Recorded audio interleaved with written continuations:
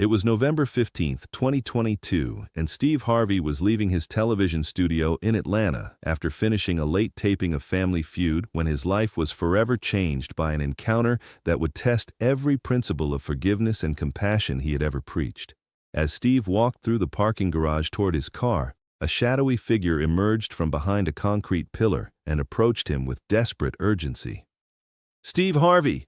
the figure called out, and Steve turned to see a thin, disheveled teenager who appeared to be around 17 years old.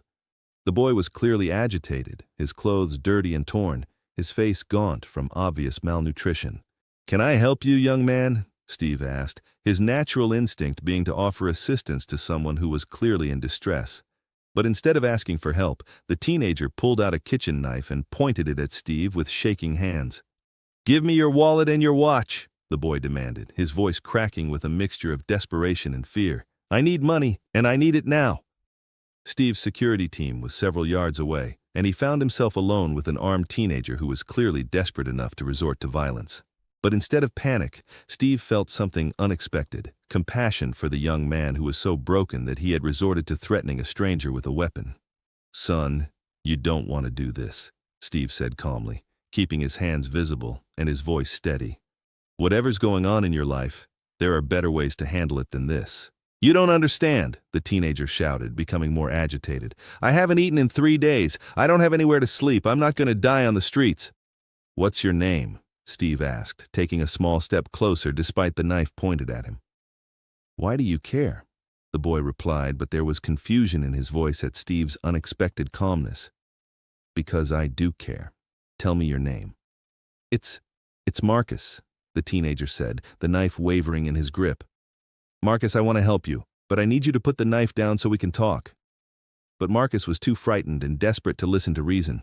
As Steve continued to try to calm him down, Marcus lunged forward with the knife, catching Steve across the arm and causing a deep cut that immediately began bleeding heavily. "Oh God, oh no!" Marcus screamed when he saw what he had done. "I didn't mean to hurt you. I just needed—" Marcus dropped the knife and backed away, horrified by his own actions. Steve looked at his bleeding arm, then at the terrified teenager who was clearly as shocked by the violence as Steve was. "Marcus, it's okay," Steve said, applying pressure to his wound. "You're scared, and you made a mistake, but we can fix this." "I'm sorry. I'm so sorry." Marcus was crying now, the adrenaline of the attack giving way to the reality of what he had done. "I didn't want to hurt anybody. I just don't know what else to do." Steve's security team arrived within moments, having heard the commotion.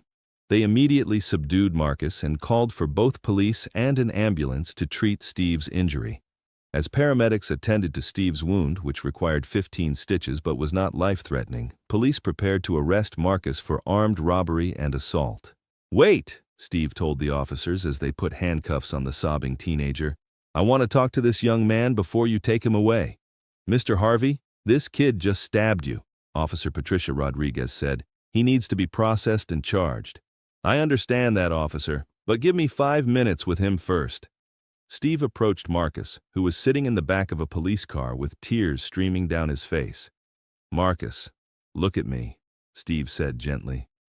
Marcus raised his eyes to meet Steve's, expecting to see anger or hatred, but instead finding compassion and concern. "Tell me about your situation. What brought you to this point?" "Mr. Harvey, I'm so sorry," Marcus said through his tears. "I never wanted to hurt you. I watch your shows all the time. You seem like such a good man, and I—" "Marcus, forget about me for a minute. Tell me about you. Where are your parents? Where do you live?" Marcus took a shaky breath before answering. "I don't have parents. I've been in foster care since I was 8, but I aged out of the system last year when I turned 18. I've been living on the streets for 6 months. Why didn't you go to a shelter or get help from social services?" "I tried, Mr. Harvey, but the shelters are always full, and the waiting lists for assistance are months long. I've been sleeping in abandoned buildings and eating from dumpsters. Tonight, I was just so hungry and desperate that Steve felt his heart breaking for this young man who had been failed by every system that was supposed to protect him. "Marcus, how long has it been since you've had a real meal?" 3 days, maybe 4. I found some old bread behind a bakery yesterday, but that's all."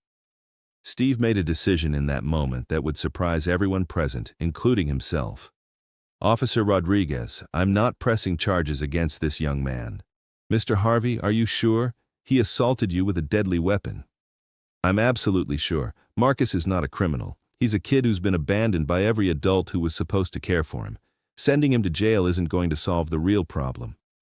Steve turned back to Marcus. Son, I'm going to ask you something, and I want you to think carefully before you answer. If I gave you another chance, if someone helped you get your life on track, would you take it? Marcus stared at Steve in disbelief. You're not going to have me arrested? That depends on your answer to my question. Mr. Harvey, if someone gave me a chance to have a real life, I would do anything to prove I deserved it. I'm not a bad person, I'm just a desperate person. That's what I thought, Steve said. Officer Rodriguez, I want to take custody of this young man. Mr. Harvey, you can't just take custody of someone who attacked you. There are procedures, legal requirements. Then help me figure out how to follow those procedures. This kid doesn't need jail, he needs family. Over the next several hours, as Steve received medical treatment for his wound, a complex legal and social services process unfolded.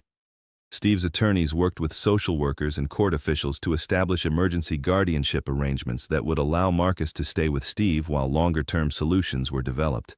Marcus couldn't believe what was happening. The man he had attacked with a knife was not only refusing to press charges but was actively working to help him build a new life. Why are you doing this for me? Marcus asked Steve as they sat in the hospital waiting room. I cut you with a knife. I could have killed you. Marcus, you made a desperate choice because you thought you had no other options, Steve replied. But desperation doesn't make someone evil. It just makes them human. But most people would want me punished. Punishment isn't always the same thing as justice, son. Sometimes justice looks like giving someone a chance to become the person they're meant to be, instead of condemning them for the person they were forced to become. The process of bringing Marcus into Steve's family was challenging and required months of legal procedures, psychological evaluations, and social service reviews, but Steve was committed to seeing it through. During this time, Marcus lived in a guest room at Steve's house, attended counseling to address the trauma of his childhood and years on the street, and began to experience what it felt like to have a family that cared about his well-being. The first week was the hardest, Marcus would later recall. I kept waiting for Mr. Harvey to change his mind and send me away. I couldn't believe that someone would actually want me in their family after what I had done. But Steve's commitment to Marcus never wavered. He helped Marcus get his GED, enrolled him in community college, and most importantly, provided the stable, loving environment that Marcus had never experienced. Living with the Harvey family taught me what normal families are like, Marcus said. Before that, I thought families were just people who were stuck together by law. I didn't understand that families could actually love and support each other. The transformation in Marcus over the following year was remarkable. He went from a desperate teenager who had resorted to violence to a confident young man who was excelling in school and developing his own goals and dreams. Mr. Harvey saved my life, Marcus said during a television interview 1 year after the attack. But more than that, he taught me that one person's belief in you can change everything about who you think you are and who you can become. Steve's decision to forgive and adopt Marcus inspired millions of people around the world. The story became a powerful example of how forgiveness can transform both the person who gives it and the person who receives it. People ask me how I could forgive someone who attacked me with a knife, Steve often says when sharing Marcus's story. But the real question is, how could I not forgive a child who had been failed by every adult who was supposed to protect him? 2 years after the attack, Steve and Marcus appeared together on Steve's television show to share their story with the world. Marcus, tell the audience how your life has changed since that night in the parking garage, Steve said. Mr. Steve, Dad, gave me something I had never had before. Hope, Marcus replied. Before that night, I believed I was worthless, that I was destined to live and die on the streets. But his forgiveness and love taught me that I have value and that my past doesn't have to determine my future. What are your goals now? I want to become a social worker so I can help other kids who are aging out of foster care. I want to make sure no other teenager feels so hopeless that they think violence is their only option. The most powerful moment of the interview came when Marcus presented Steve with a gift. A framed photo of the knife that had been used in the attack, which Marcus had had engraved with the words, "Forgiveness transforms everything." This knife represents the worst moment of my life, Marcus explained. but it also represents the beginning of the best part of my life, because it's when I met my dad. Today, Marcus Harvey is 20 years old and thriving in college, studying social work with a specialization in aging out of foster care. He has become a powerful advocate for reform in the foster care system and regularly speaks about his transformation from attacker to son. Steve keeps the frame knife in his office, not as a reminder of the attack, but as a symbol of the transformative power of forgiveness and unconditional love.